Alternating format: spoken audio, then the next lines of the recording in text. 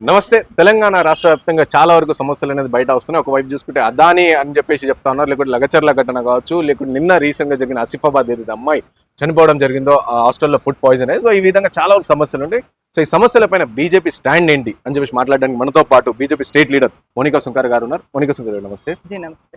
First గా నిన్న జరిగే ఆసిఫాబాద్ ఇష్యూ మనం చూసినాం. అంటే గత అక్టోబర్ 30 రోజు ఆమె హాస్పిటల్ అడ్మిట్ అవ్వడం జరిగింది. సో నిన్న నైట్ తను చనిపోవడం కూడా జరిగింది. సో దీని గురించి ఏం మాట్లాడతారు? ఇట్లాంటి ఫుడ్ పాయిజనింగ్ అనేది కాంగ్రెస్ ఉన్నప్పుడు కూడా, బీఆర్ఎస్ ఉన్నప్పుడు కూడా జరిగింది, కాంగ్రెస్ ఉన్నప్పుడు కూడా కంటిన్యూ అవుతుంది. అంటే వీళ్ళు ఒక ఇట్లాంటి ట్రాజెడీ ఇష్యూస్ జరిగినప్పుడు దానికి సంబంధించి ఎట్లాంటి యాక్షన్ తీసుకోకపోవడం వల్లనే ఇట్లాంటివి అవుతున్నాయి. ఒకసారి ఇట్లాంటివి జరిగిన తర్వాత ఆ సంబంధిత అధికారులను సస్పెండ్ చేసిన, అక్కడ వాళ్ళకి ప్రాపర్ ఇన్స్ట్రక్షన్స్ ఇచ్చేది ఉంటే ఇట్లాంటివి జరుగు. వీళ్ళకి నిబద్ధత లేదు, కమిట్మెంట్ లేదు. నెక్స్ట్ వచ్చేసి వాళ్ళ పట్ల కనీసం మానవత్వ దృష్టి కూడా లేదు. ఆ కోణం లేకపోవడం వల్లనే ఇట్లాంటి మళ్ళీ మళ్ళీ జరుగుతున్నాయి. ఇప్పుడు ఆ అమ్మాయి చనిపోయింది, అంత పెద్దగా చేతికి వచ్చిన పిల్ల చనిపోతే తల్లిదండ్రుల బాధ ఏంది, తల్లిదండ్రుల పరిస్థితి ఏంది? ఇప్పుడు వాళ్ళని తీసుకెళ్లి వాళ్ళకి కొన్ని డబ్బులు ఇచ్చేసి వాళ్ళని సైలెంట్ చేసి పంపిస్తారు. ఇదా నెక్స్ట్ ఇంకొకరికి కాకుండా చూడడం అనేది కావాల్సింది. సో ప్రజలందరూ ఇంత వీళ్ళను భరించాల్సిన పరిస్థితి మాకు ఎప్పుడు, వీళ్ళని ఎప్పుడు వదిలించుకోవాలి అనుకున్నప్పుడు మాత్రమే వీళ్ళ నుంచి మనకు విముక్తి అనేది లభిస్తుంది. సో ఇంకోవైపు చూసుకుంటే ఈ విధంగా జరుగుతానే రాష్ట్రంలో మరి బీజేపీ పార్టీ కూడా, అంటే చూసిన మనం ఆ అమ్మాయి నిమ్స్ లో అడ్మిట్ అయినప్పుడు కావచ్చు, కాంగ్రెస్ పార్టీకి సంబంధించిన నాయకులు పోయి మాట్లాడించారు, బీఆర్ఎస్ సంబంధించిన నాయకులు కూడా పోయారు, కానీ బీజేపీ పార్టీ ఎందుకు వెళ్ళలేకపోయింది? లేదండి, వెళ్తాము మేము. అన్ని మూసి ఎప్పుడు చూస్తున్నాం కదా, మేము ఏదైనా స్ట్రాటజిక్ గా చేస్తాము. అండ్ అది చేసిన ఒక ప్లానింగ్ తో చేస్తాం. వీళ్ళలాగా కోతికి దోషినట్టుగా బ్రెయిన్ లో ఒక థాట్ రాగానే పోయి చేయడం కాదు. మేము ఒక స్ట్రాటజీ ప్లానింగ్ చేసి దాన్ని అడ్రస్ చేయడానికి ప్రయత్నం చేస్తాం. ఏది చేయము అది చేయము అనడానికి లేదు. ప్రజలు 8 మంది ఎంపీలను ఇచ్చిందంటేనే ప్రజలకు భారతీయ జనతా పార్టీ మీద ఆశలు ఉన్నాయని మేము తెలుసుకున్నాం. ఆశల్ని నెరవేర్చాల్సిన బాధ్యత కూడా మా భుజాల పైన ఉంది.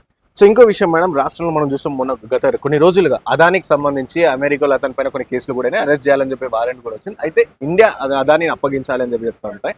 సో ఇటు కాంగ్రెస్ పార్టీ అదానితో ఒప్పందాలు కుదుర్చుకుని 100 కోట్లు ఇస్తా అని చెప్పేసి ఇవన్నీ నడుస్తున్నాయి. సో దీని గురించి ఏం చెప్తారు? అంటే కాంగ్రెస్ పార్టీ అదాని నుంచి 100 కోట్లు తీసుకోవడం కావచ్చు, ఇవన్నీ దీని గురించి ఏం చెప్తారు? ఇదే ఫైనాన్షియల్ మిస్ మేనేజ్మెంట్ అప్పుడు, అంత పెద్దది రన్ చేస్తున్నప్పుడు ఇట్లాంటి ఫైనాన్షియల్ మిస్ మేనేజ్మెంట్స్ కొన్నిసార్లు జరుగుతాయండి. అంటే అందరు ఏం చేయాలి అని చేయరు. సత్యం అప్పుడు కూడా కొన్ని ఇట్లాంటి మిస్ మేనేజ్మెంట్స్ జరిగినప్పుడు వారిని మనం కాపాడుకున్నాం. ఫస్ట్ థింగ్ ఏంటి అంటే, వాళ్ళు భారతీయులు కాబట్టి వాళ్ళని కాపాడుకొని ఇక్కడ ట్రయల్స్ అయ్యేలాగా చూస్తాం. అట్లాని వాళ్ళు తప్పు చేసినని మనం ఏం వెనకేసుకోం.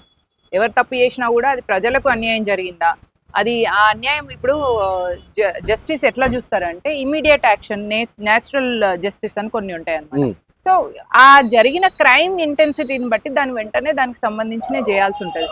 అదే విధంగా ఇప్పుడు అదానీ చేసిన దానిలో ఏమేమైతే మిస్టేక్స్ ఉన్నాయో అని దాని గురించి కూలంకుషంగా తెలుసుకోవాలి. ఊరికే ఫారెన్ కంట్రీ ఒకటి మన దేశ పౌరుల మీద ఒక అలిగేషన్ పెట్టంగానే వెంటనే మనం దాన్ని ఒప్పుకోవడం కాదు కదండి. We need to research.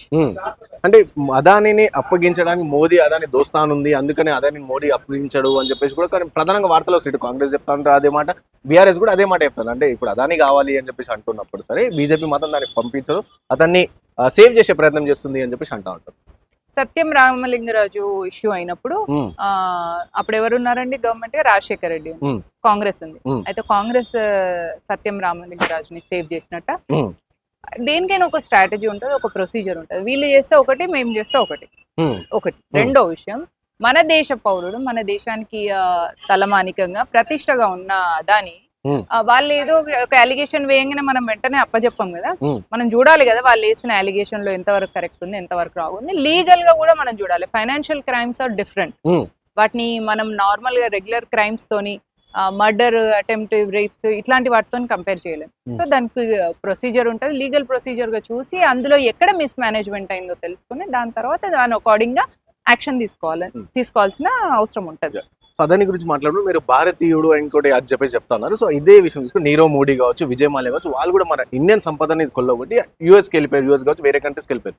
So దీనిపైన మన బీజేపీ స్టాండ్ ఎందుకు తీసుకోలేకపోయింది? నేను అదే చెప్తున్నా అండి, వాళ్ళు చేసిన క్రైమ్ ఇంటెన్సిటీని బట్టి వాళ్ళు పారిపోయిన తర్వాత, అంటే వాళ్ళు మీరు ఇక్కడ మిక్స్ చేస్తున్నారు.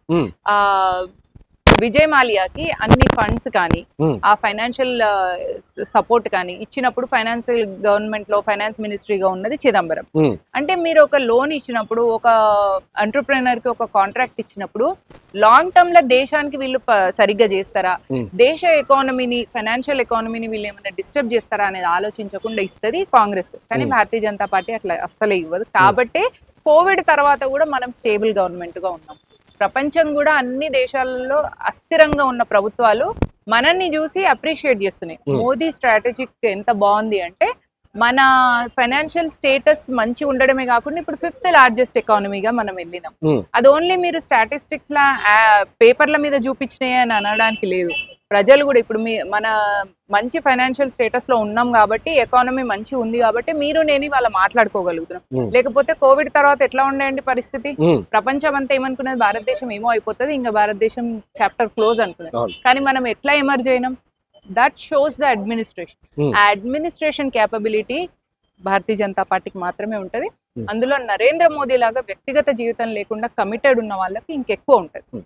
సో ఇంకో విషయం మేడం, రాష్ట్రంలో కులగణన సర్వే అనేది జరుగుతా ఉంది, మనం చూస్తున్నాం అక్కడ. అయితే నిన్న కవిత కూడా బయటకు వచ్చి, జైలు తర్వాత నిన్న తను బయటకు వచ్చి సో బీసీ కమిషన్ కాడ మాట్లాడుతూ కూడా కొన్ని వ్యాఖ్యలు చేశారు. ఏం చేశారంటే, ఇటు బీజేపీ కాంగ్రెస్ పార్టీ ఒక్కటే, అందుకని ఇటు కాంగ్రెస్ పార్టీ కులగణన సర్వే చేస్తుంది కానీ దాని గురించి బయట పెడతలేరు అని చెప్పి ఒక మాట చెప్తాను. ఇంకోటి బీజేపీ పార్టీ కూడా ఎందుకు సపోర్ట్ చేస్తారు అంటే దేశవ్యాప్తంగా కూడా కులగణన ఎందుకు చేయలేకపోతుంది బీజేపీ పార్టీ అని చెప్పి తను అడుగుతా ఉన్న పరిస్థితి. సో మీరేం చెప్తారు?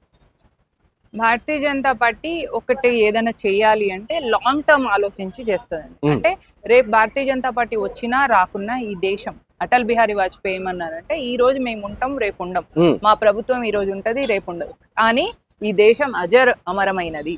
సో అజరామరమైన ఈ దేశానికి మేము ఎంత సేవ చేస్తున్నాం అనే ఉద్దేశంగా చేసినప్పుడు కమిట్మెంట్ ఉంటది, స్ట్రాటజీ ఉంటది, ప్లానింగ్ ఉంటది. దాని నుంచి వచ్చే రిజల్ట్ ని 100% ప్రజలకు వచ్చే తరాలకు ఉపయోగపడాలి అన్న ఉద్దేశంగా ఆలోచించేది భారతీయ జనతా పార్టీ. ఇక కాంగ్రెస్ ఎట్లా ఉంటుంది చూసిండ్రు కదా, ఇల్లీగల్ గా ఉన్న వక్ఫ్ అసలు కాన్స్టిట్యూషన్ లో లేనే లేదు, అంబేద్కర్ గారు ఇచ్చిన దాన్ని. అండ్ ఫండమెంటల్ రైట్స్ ని కూడా బ్రేక్ చేసే లాంటి వక్ఫ్ అదొకటి నార్మల్ ఆర్గనైజేషన్ ని లీగలైజ్ చేసింది కాంగ్రెస్. ఈవెన్ సుప్రీం కోర్టు కూడా ట్రిపుల్ తలాక్ తీసేసి సైరాబానుకి న్యాయం చేయండి అని చెప్తే కూడా న్యాయం చేయకుండా దాన్ని ముస్లిం బోర్డుకు అందించేసిన ఘనత కాంగ్రెస్ ది. సో ఇట్లాంటి ఇల్లీగల్ పనులు చేయడంలో కాంగ్రెస్ ముందుండి అట్లాంటి కాంగ్రెస్ బీజేపీని అనడం విడ్డూరంగా ఉన్నది, వింతగా ఉన్నది. ఈయన ఎట్లా నవ్వాలనో అర్థమవుతలేదు. ఇక మన కవితక్క గురించి అయితే, కవితక్క కొద్ది రోజులు మాట్లాడకుండా ఉంటే బాగుంటది. ఎందుకంటే ఆమె చేసిన స్కామ్ ని డైజెస్ట్ మనమే చేసుకోలేకపోతున్నాం. ఆమె ఎట్లా డైజెస్ట్ చేసుకుంది, ఎట్లా బయటకు వస్తుంది, ఎట్లా మాట్లాడుతుంది, అసలు ఏ జాతి స్త్రీ ఈమె అర్థమైతలేదు. కాబట్టి కవితక్క గురించి మీరు మమ్మల్ని అడగడం, ఎస్పెషల్లీ దయచేసి మమ్మల్ని అయితే అడగకండి, భారతీయ జనతా పార్టీ కార్యకర్తలు. సో ఇంకో విషయం చెప్పండి మనం, ఇటు పార్లమెంట్ సమావేశాలు కూడా స్టార్ట్ అవుతారు. సో ఇందులో మెయిన్ గా చూసుకుంటే ప్రధానంగా రాహుల్ గాంధీ ఇటు కాంగ్రెస్ పార్టీ నాయకులు అని చెప్పి, సో వాళ్ళు మణిపూర్ ఘటన హైలైట్, ఎందుకంటే మనం చూస్తాం రీసెంట్ గా మణిపూర్ లో మళ్ళీ అల్లర్లు అనేది స్టార్ట్ అయింది. సో దీనిపైన బీజేపీ పార్టీ కావచ్చు, మోదీ గారు ఎందుకు రెస్పాండ్ అవుతలేరు అని చెప్పి ప్రధానంగా వాళ్ళు ఎజెండా పెట్టుకొని ముందుకెళ్లే ప్రయత్నం చేస్తారు.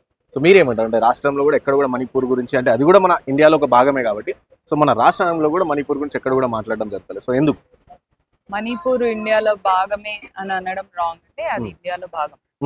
మీరు మణిపూర్ ఇష్యూని మోదీ అడ్రస్ చేయట్లేదు అనేది తప్పు. ఈస్ట్ సైడ్ ఉన్న స్టేట్స్ ని, ఎస్పెషల్ గా చికెన్ నెక్ కారిడార్ కి అటు సైడ్ కున్న 7 స్టేట్స్ ని ఇగ్నోర్ చేసింది కాంగ్రెస్.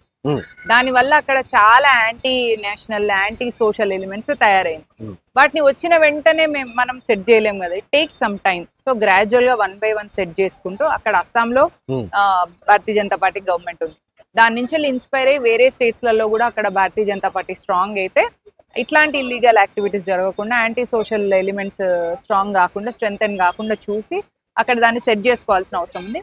ఒక నెక్స్ట్ 20-30 years వరకు కూడా భారతీయ జనతా పార్టీయే లీడ్ లో ఉండబోతుంది. కాంగ్రెస్ ముక్త్ భారత్ కాబోతుంది. ఎప్పుడైతే కాంగ్రెస్ ముక్త్ భారత్ అనేది సౌటక అవుతుందో అప్పుడు భారతదేశంలో ఉన్న అన్ని రాష్ట్రాలు కూడా 1 by 1 సెట్ అయ్యి 1 by 1 నేషనలిస్ట్ స్టేట్స్ గా తయారైపోతాయి. సో ఇంకోటి మనం రాష్ట్రం విషయానికి వస్తే, కాంగ్రెస్ పార్టీ అధికారంలోకి వచ్చి ఆల్మోస్ట్ సంవత్సరం కావడానికి వస్తుంది. అయితే ఈ నేపథ్యంలో కాంగ్రెస్ పార్టీ ప్రజాపాలన విజయోత్సవ సభలు అని చెప్పి డిసెంబర్ 1వ తారీఖు 9వ తారీఖు దాకా చేద్దామని చెప్పి చెప్తాను. సో విజయోత్సవ సభల గురించి మీరేం చెప్తారు? సిగ్గుండాలి కొంచెం విజయోత్సవ సభలు చేసుకొని. 3 సార్ల హ్యాట్రిక్ గా ప్రైమ్ మినిస్టర్ అయిన నరేంద్ర మోదీ ప్రపంచం మొత్తంలో అస్థిరంగా గవర్నమెంట్లు ఉన్న ఈ టైంలో Hmm. స్టేబుల్ గవర్నమెంట్ ని ఇస్తున్న నరేంద్ర మోదీ 15 సంవత్సరాలు కాబోతున్నాయి. ఇప్పటి వరకు మేము ఏం సెలబ్రేషన్లు చేసుకుంటలేం, మేము పని చేసుకుంటున్నాం. వీళ్ళు 11 నెలలు ఒక్క రాష్ట్రంలో అడ్డిమారి గుడ్డి దెబ్బల గవర్నమెంట్ ఫామ్ చేసి ఎందుకంత ఎగురుతున్నారో మాకైతే అర్థమైతలేదు. మొన్న అక్కడ మహారాష్ట్రలో పోయిందా, జార్ఖండ్ లో వచ్చింది ఏదేం వీళ్ళదేం కాదు కదా క్రెడిట్. అంటే మంది పిల్లల్ని మన పిల్లలు అని చెప్పుకున్నట్టు అక్కడ గ్రూప్ లో గవర్నమెంట్ వస్తే అదానికి కూడా సంబరపడడం. ఎక్కడో ఒక్క వాయనాడులో గెలిచి ఇక మొత్తం దేశమంతా ఓడిపోయి మొన్ననే మొత్తం నల్లమోహం అయింది. అట్లాంటి కాంగ్రెస్ పార్టీ నుంచి గవర్నమెంట్ ఫామ్ చేసి వీళ్ళు ఎందుకంత విజయోత్సవాలు చేసుకుంటున్నారో మరి మాకైతే అర్థం. సో ఏ విధంగా అంటే విజయోత్సవ సభలు సమమే అంటారా, లేకుండా మీరు ఓకే అంటారా, నాట్ ఓకే అంటారా? అసలు ఎందుకు మీరు విజయోత్సవాలు చేసుకోవడం? మీరు పని చేయాలి కదా. మనల్ని ప్రజలు ఎన్నుకున్నది ఎందుకు? పని చేయనీకే ఎన్నుకున్నారు. నరేంద్ర మోదీ తనని తాను ప్రధాన సేవకుడు అంటారు. మేము రేపు భారతీయ జనతా పార్టీ ఇక్కడ గవర్నమెంట్ ఫామ్ అయితే మేము ముఖ్య సేవకులం అనుకుంటాం ఈ రాష్ట్రానికి. మేము విజయోత్సవాలు సెలబ్రేట్ ఎందుకు చేసుకోవాలి? 11 నెలలకోసారి, 21 నెలలకోసారి, 31 నెలలు ఏంది? గవర్నమెంట్ ఫామ్ అయినప్పుడు గెలిచినప్పుడు సెలబ్రేట్ చేసుకుంటాం. ఆ తర్వాత 5 ఏళ్ళు పని చేయాలా? వీళ్ళు 4 రోజులకు ఒక సెలబ్రేషన్ చేసుకుంటారు. వీళ్ళకి ఏంటంటే ఏం పని చేయాలో ఏం చెయ్యరు. ఎందుకంటే వీళ్ళకు కమిట్మెంట్ లేదు, లాంగ్ టర్మ్ ప్లానింగ్ లేదు. నెక్స్ట్ తెలంగాణలో వీళ్ళు రారు అని కూడా వీళ్ళకి తెలుసు. వచ్చేది బీజేపీ అనే కూడా వీళ్ళకి తెలుసు. బీజేపీ లేటుగా వచ్చినా లేటెస్ట్ గా వస్తుంది. కంపల్సరీ ఒక్కసారి 28 లో మేము గవర్నమెంట్ ఫామ్ చేసినామంటే కనీసం 4-5 టర్మ్ల వరకు మేము అధికారంలోనే ఉంటాం. సో ఫైనల్ గా విషయం చెప్పండి అక్క, ప్రధానంగా తెలంగాణ రాష్ట్రంలో ప్రజల సమస్యలను పక్క పెట్టేస్తుంది బీజేపీ పార్టీ. దీంట్లో కూడా మాట్లాడతలేదు. అండ్ ఒకవేళ మాట్లాడిన అక్కడక్కడ అరకొర అంటే మేము ఉన్నాము అని చెప్పడానికే మాట్లాడుతారు, కానీ ఇలాంటి ప్రాపర్ గా ప్రజల దగ్గరికి వెళ్ళి ఆ సమస్యలు కావచ్చు ఇవన్నీ ఏం చేస్తలేరు అని చెప్పి ప్రధానంగా ప్రజల నుంచి వస్తారు. ప్రజల నుంచి చాలా మంది అంటారు బీజేపీ పార్టీ ఉందా లేదా తెలంగాణలో 8 ఎంపీలు 8 ఎమ్మెల్యేలు ఇచ్చిన అయినా సరే వాళ్ళు ఏడా కూడా కొట్లాడతలేరు అని చెప్పి ప్రధానంగా ఎందుకు బీజేపీ పార్టీ రెస్పాండ్ అయితే లేదు, సైలెంట్ అవుతుందని అనుకోవచ్చా మేము? లేదండి, మొన్న మూసి అప్పుడు చూసిండ్రు కదా, నిద్రలు చేశారు ప్రజాప్రతినిధులు అందరూ కూడా. మల్టిపుల్ ఏరియాస్ ని మేము ప్లానింగ్ చేసుకొని మేము ఏదైనా ఒక ఉద్యమం చేయాలి అని వెళ్ళినప్పుడు దానికి ప్లానింగ్ చేసేసి స్ట్రాటజీ అకార్డింగ్ గా మేము చేసుకుంటూ వెళ్తాం. ఎక్కడ కూడా సైలెంట్ గా ఉండడం అనేది ఉండదు భారతీయ జనతా పార్టీ. ఎందుకంటే హ్యాట్రిక్ సైలెంట్ గా ఉండే పార్టీ అట్లా హ్యాట్రిక్ గా ప్రైమ్ మినిస్టర్ కాలేరు. అండ్ మేము ఒకసారి ఇందాక నేను చెప్పినట్టుగా గవర్నమెంట్ లోకి వచ్చినామంటే అధికారంలో కనీసం 4-5 టర్మ్స్ ఉంటాం. కాబట్టి ప్రజలకు మా మీద ఉన్న విశ్వాసాన్ని మేము 100% ఆ విశ్వాసాన్ని నిలబెట్టుకుంటాము.